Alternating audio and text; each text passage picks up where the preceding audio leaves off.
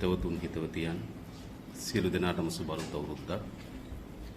විශේෂයෙන් මේ මාධ්‍ය සාකච්ඡාව කැඳවනු ලැබුවේ කොළඹ වරාය නගරයේ ආර්ථික කොමිසම් සභාව පිළිබඳව අපි පැත්තෙන් අරගෙන තිබෙන ක්‍රියාමාර්ග පිළිබඳව ඔබ දැනුවත් කිරීමේ අරමුණ. විශේෂයෙන්ම මෙම වරාය නගරය සංවර්ධනය කිරීම සඳහා සැලසුම් කොට තිබෙන ආර්ථික කොමිසම් සභාව මීට පෙරත් අපි පෙන්වා දෙනු ලැබූ පරිදි අපේ රටේ ව්‍යවස්ථාවට අපේ රටේ දැනට සම්මත කොට තිබෙන නීතීන් ගණනාවකට පටහැනිව ක්‍රියාත්මක කරන්නම් බවට යෝජනා වී තිබෙනවා. ප්‍රධාන වශයෙන් ගත්තොත් අපේ රටේ දැනට පාර්ලිමේන්තුවේ සම්මත කොට තිබෙන ප්‍රධාන පනත් 7ක් නගර සභා ආඥා පනත, ආයෝජන මණ්ඩල පනත, ඒ වගේම ක්‍රමෝපායක සංවර්ධන පනත ඇතුළු වැදගත් පනත් 7ක් මෙම වරාය නගරයේ කොමිසම් සභාව බලපදේශයට අදාළ වෙන්නේ නැහැ. ඒ වගේම තවත් වැදගත් පනත් 14ක් දේශීය ආදායම් පනත, වැට්බදු පනත, සමුදල් පනත් ගණනාව ඇතුළු පනත් 14ක් මෙම වරාය නගරය ආර්ථික කොමිසම් සභාව තුල මුළුමනින්ම නිදහස් කිරීම හෝ අර්ධ නිදහසක් ලබා දීමට යෝජනා වී තිබෙනවා. ඒ වගේම මෙම බල ප්‍රදේශයේ කිසිදු නගර සභාවකට, පළාත් සභාවකට හෝ අවම වශයෙන් කොළඹ දිස්ත්‍රික්කයටත් ඇතුළත් නොවිච්ච ප්‍රදේශයක් බවට පත් වී තිබෙනවා. ඒ වගේම අපි දන්නවා අපේ රටේ ඕනෑම ප්‍රදේශයක් පාලනය වීමේදී ජනතාව විසින් තෝරාපත් කරනු ලබන නියෝජිතයන් විසින් තමයි පාලනය කරනු ලබන්නේ. හැබැයි මෙම ආර්ථික කොමිසම් සභාවට යටත් වෙන බල ප්‍රදේශයේ අක්කර 1115ක් කිසිදු ජනතාව විසින් තෝරාපත් කරනු ලබන නගර සභාවකට හෝ ප්‍රාදේශීය සභාවකට හෝ පළාත් සභාවකට යටත් වෙන්නේ නැහැ. ඒ මුළුමනින්ම ජනාධිපතිවරයා විසින් පත් කරනු ලබන 5 දිනකට නොඅඩු 7 දිනකට නොවැඩි කණ්ඩායමක් අතර මේ මුළු බලය ලැබෙනවා. ඒ වගේම සාමාන්‍ය ශ්‍රී ලාංකිකයන්ට මෙම බල ප්‍රදේශයට ඇතුළත් වී ආහාර පාන ගන්න පුළුවන්, චිත්‍රපටි ශාලා තියෙනවා චිත්‍රපටි බලන්න පුළුවන්. හැබැයි ඔවුන් යම් භාණ්ඩයක් එම බල ප්‍රදේශයෙන් අරගෙන ලංකාවේ මේ බල ප්‍රදේශයට ඇතුළත් වෙනවා නම් බදු ගෙවිය යුතු තිබෙනවා. ඒ සාමාන්‍ය වෙනත් රටක සිට තවත් රටකට අපි භාණ්ඩ ගෙන යාමේදී බදු වලට ඇතුළත් වෙනවා හා සමාන නීතියක් මේ යෝජනා කරලා තිබෙනවා. ඒ වගේම මෙම බල ප්‍රදේශයේ වැටුප් විදේශීය වැටුප් වලින් බොහෝ දුරට යුවාන් වලින් ගෙවිය යුතුයි කියලා නිර්දේශයන් මෙම පනත ඇතුළට ඇතුළත් වී තිබෙනවා. ඒ වගේම විශේෂයෙන් ගත්තොත් ඔබ දන්නවා අපේ රටේ ස්වාමියා සහ සේවකයා අතර කොමිසම් සභාව සහ එයත් එක්ක ගිවිසුමට එළඹුණු යම් සමාගමක් වූ කොමිසම් සභාව හා ඒ අය සමග එළඹුණු යම් පුද්ගලයෙකුට හෝ ආරවුලක් ඇති වෙනවා නම් එය ආරවුල විසඳීම සඳහා ජාත්‍යන්තර බේරුම්කාර මණ්ඩලයක් යෝජනා කොට තිබෙනවා. ඒ නිසා මේ සියල්ල ගත්තාම බැලු බැල්මට ශ්‍රී ලංකා රාජ්‍යයට පටහැනි අපේ භූමියට ඇතුළත් නොවන විශේෂ බල ප්‍රදේශයකට මේ බල ප්‍රදේශ හඳුන්වා දී තිබෙනවා. විශේෂයෙන්ම අපි දන්නවා මේ වන විටත් එම බල ප්‍රදේශයේ ඉඩම් වලින් 80%කට ආසන්න ප්‍රමාණයක් අයිතිව තිබෙන්නේ චයිනා හාබර් සමාගමට. චයිනා හාබර් නම් චීනයේ සමාගමක් විතර තමයි ඒ ඉඩම් වලින් බහුතර ඉඩම් ප්‍රමාණයක් ඇතුළ අයිතිව තිබෙන්නේ. ඒ වගේම මේ සමාගම අපි දන්නවා පහුගිය කාලේ විවිධ දේශපාලකයන්ගේ ඡන්ද ව්‍යාපාරවලට සල්ලි ලබා දුන් බව ඇමරිකානු පුවත්පත්වල වාර්තා වෙලා තිබුණා. ඒ වගේම සල්ලි ලබා දුන්නේ කාටද? ලබා දුන්නු චෙක් අංක ලබා දුන්නේ කවදාද කියන කරුණු පිළිබඳ මවිසින්ම පාර්ලිමේන්තු දීර්ඝ විස්තරයක් ඉදිරිපත් කළා තිබුණා. ඒ නිසා මේ මුළුමනින්ම චයිනා හාබර් සමාගමේ ඉල්ලීම සහෝන්ගේ බලකිරීම මත තමයි මෙම ආර්ථික කොමිසම් සභාව පිහිටවනු ලබන්නේ. මේ ආණ්ඩුවේ ආර්ථික සංවර්ධන උපාය මාර්ගයට අනුරූපී වන පරිදි පිහිටවන්නක් නොවේ. චීනී ජාත්‍යන්තර දේශපාලන ආර්ථිකමය උවමනාවන් එක්ක පෙළගැහීමක් ලෙස තමයි මෙම ආර්ථික කොමිසම් සභාව යෝජනා වී තිබෙන්නේ. මේ කිසිසේත්ම රටේ ආර්ථිකය පිළිබඳව රටේ අනාගතය පිළිබඳව කල්පනා කරලද සංවර්ධන උපාය මාර්ගයක් වෙනුවට චීනය තමන්ගේ භූදේශපාලනික සංවර්ධන උපාය මාර්ග වෙනුවෙන් සකස් කරන ලද ව්‍යාපෘතියකට තමයි මේ පණ පොවන්න හදන්නේ ජනාධිපතිවරයා සහ මේ ආණ්ඩුව. එනිසා අපි දන්නවද වෙනකොට ලෝකේ භූදේශපාලන විශාල ගැටුම් පවතිනවා. ඉන්දියාව සහ චීනය අතර විශාල ගැටුමක් පවතින බව රහසක් නොවේ. අපි කවරෝ එක් රටකට වඩාත් ඇඟැලුම් පාමින් ඔවුන්ගේ ජාත්‍යන්තර භූදේශපාලන ව්‍යාපෘතියේ ගොදුරක් බවට ලංකාව පත් කිරීම සඳහා කටයුතු කරනවා නම් ඊට අනෙක් පාර්ශ්වයෙන් එල්ලවිය හැකි තර්ජනද අතිමහත් විශාලයි. ඒ නිසා මේ රටේ අනාගතය පිළිබඳ තීරණාත්මක අවස්ථාවක් කියලා අපි කල්පනා කරනවා. අපි දන්නවා ජනතාව ඡන්දෙ දීලා පාලකයෝ පත් කරගන්නේ වර්තමාන ව්‍යවස්ථාව අනුව ජනාධිපතිවරයාගේ දූර කාලය අවුරුදු 5යි. මේ ආණ්ඩුවේ පාර්ලිමේන්තු දූර කාලය අවුරුදු 5යි. ඒ නිසා සාමාන්‍යයෙන් අපි දන්නවා ඔවුන් අපේ රට පිළිබඳ බාරකාරයි. ඔවුන් කිසිසේත්ම අපේ රටේ අයිතිකාරයෝ නෙවෙයි. දිගු කාලයක් අපේ රට අහිතකර ප්‍රතිවිපාක ගෙනත් දෙන මෙවැනි බලපදේශයන් මෙවැනි චීන ප්‍රාන්තයන් ගොඩනැගීම සඳහා කිසිදු ජනවරමක් ගෝඨාභය රාජපක්ෂට හෝ ඔහුගේ ආණ්ඩුවට නැති බව උන් තේරුම් ගත යුතුයි. ඒ නිසා තමයි මෙය උතුරේද දකුණේද දුප්පත්ද පෝසත්ද සිංහල දෙමළ මුස්ලිම් ભેදකින් තොරව අපි සියලු දෙනාටම අයිති රට. එනිසා මේ මාතෘභූමිය පිළිබඳව යම් තීරණාත්මක තීරණයක් ගන්නවා නම් එය මේ රටේ ජනතාව සතු තිබෙන අයිතියක්. ඒ නිසා තමයි පසුගියදා අධිකරණයට ගියා. අධිකරණයට ගිහිල්ලා අපි ඉල්ලා සිටි මෙම පනත සම්මත කර ගැනීම සඳහා පාර්ලිමේන්තුවේ 3/2 පමණක් නොවේ ජනමත විචාරණයකටත් ලක් කළ යුතුයි කියලා.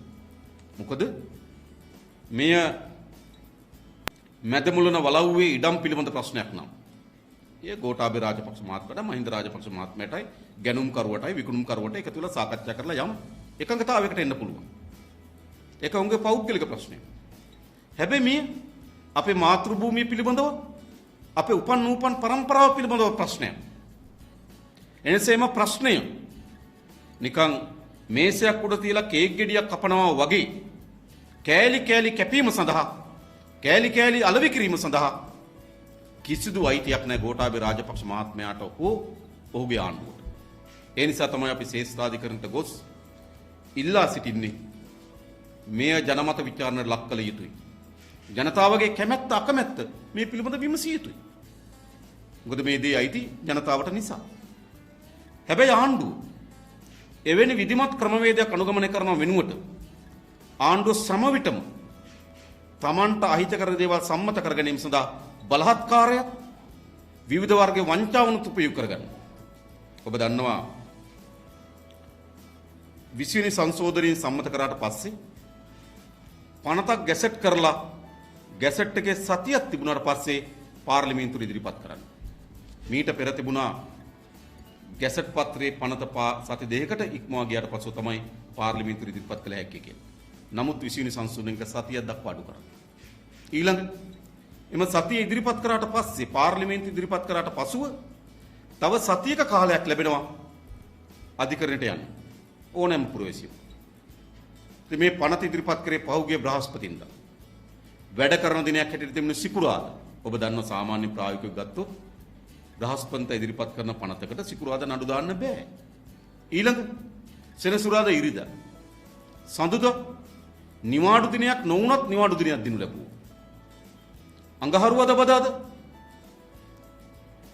සිංහල දෙමළ අලුත් අවුරුද්ද. ඒතර දින 6ක් ගත වී තිබෙනවා. එකම දිනය තමයි තිබුණේ මේ සඳහා විවස්ථානුකූලව නඩුවක් පැවරීම සඳහා එකම දිනේ තිබුණේ ඊයේ බ්‍රහස්පතින්දා විතරයි. ඔබ හිතන්න මේ රට පිළිබඳ තීරණාත්මක පනතක් මේ ආණ්ඩුව පාර්ලිමේන්තුවට ඉදිරිපත් කරේ දින 5ක නිවාඩු කාලයක් ඇතුළත් කොට. ඇයි මේ පිළිබඳ ශ්‍රේෂ්ඨාධිකරණයට යන්න තිබෙන අවස්ථාවත් අවුරන් අපි ස්තුතිවන්ත වෙන අපේ නීතිඥ කණ්ඩායමට. සමහර අය වුන් සිංහල දෙමළ අලුත් අවුරුදු වලට ගම්මාන වලට ගිහිල්ලා තිබුණේ. ඔව් ගම්පිය සිච්චට නැවත කොළඹට ඇවිල්ලා මේ පිළිබඳ සාකච්ඡා කරලා ඊයේ අපිට පුළුවන්කම තිබුණා නඩුවක් පවරන්න. ඒ නිසා ආණ්ඩුවේ පළවෙනි උපක්‍රමයේ බවට පත් උනේ ශ්‍රේෂ්ඨාධිකරණයට යන්න ඉඩ නොදී මේ සම්මත කරගෙන. ඊළඟ උපක්‍රමය මොකක්ද? ඊළඟ උපක්‍රමයේ තර්ජනීය බියගැන්වීම.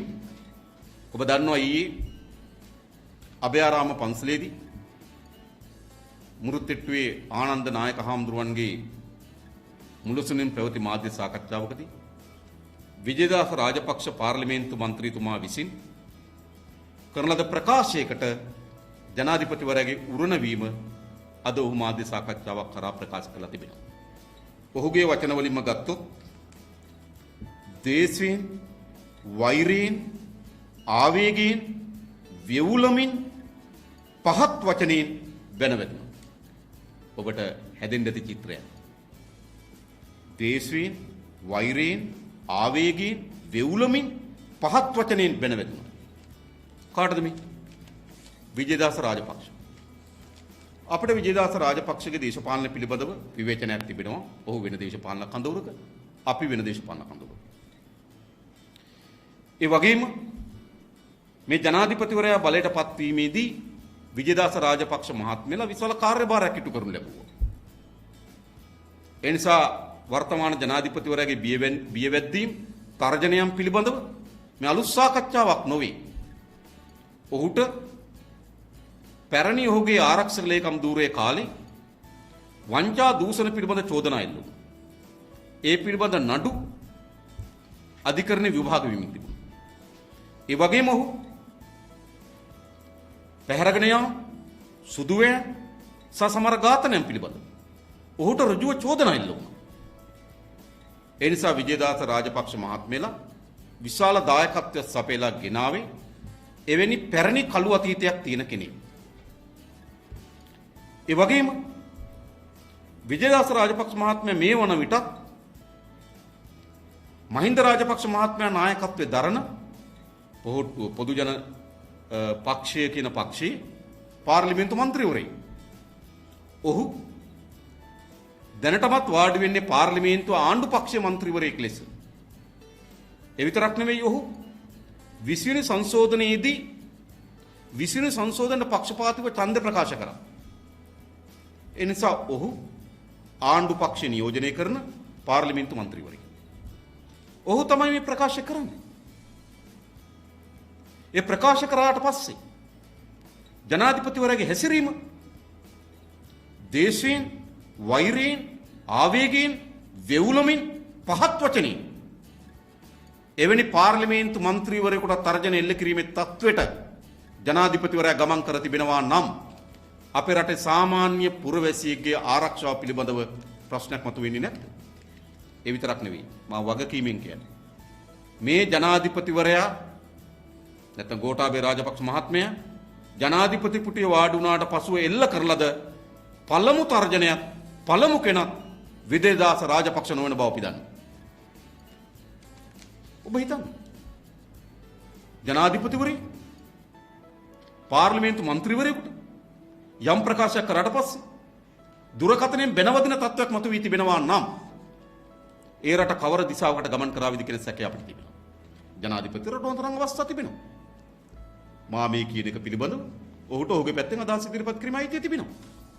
විජේදාස රාජපක්ෂ මහත්මයා කියපු එක පිළිබඳව ඔහුට අදහස් ඉදිරිපත් කිරීමේ අයිතිය තිබෙනවා. විශේෂයෙන් ඔබ දන්නවා සාමාන්‍යයෙන් සතියේ ප්‍රවෘත්ති සාකච්ඡාව මාධ්‍ය සාකච්ඡාව එතුමගේ තියෙනවා ගම සමග පිළිසඳර.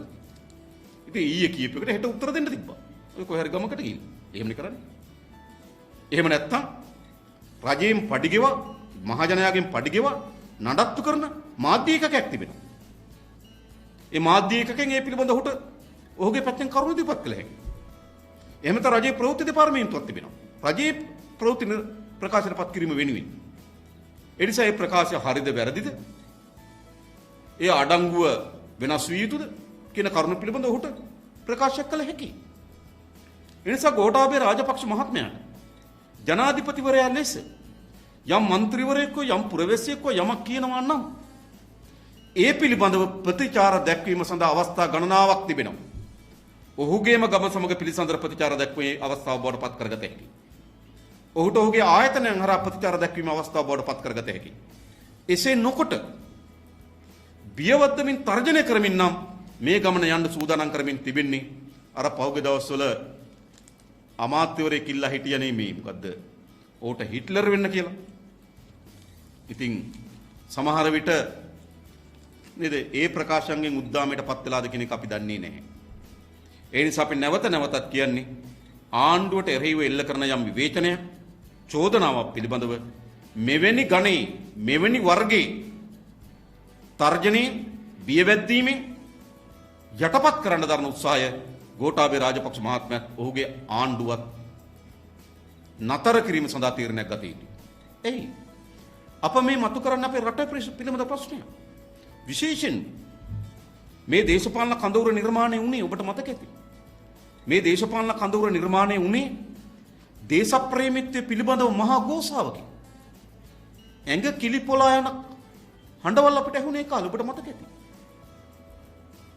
ඒ නිසා රටේ මුර දේවතාවුන් දේශප්‍රේමීත්වයේ නේද රංගනයේ මුසපත් වුණු කණ්ඩායමක් ලෙස තමයි සමාජගත කරලා තිබුණේ.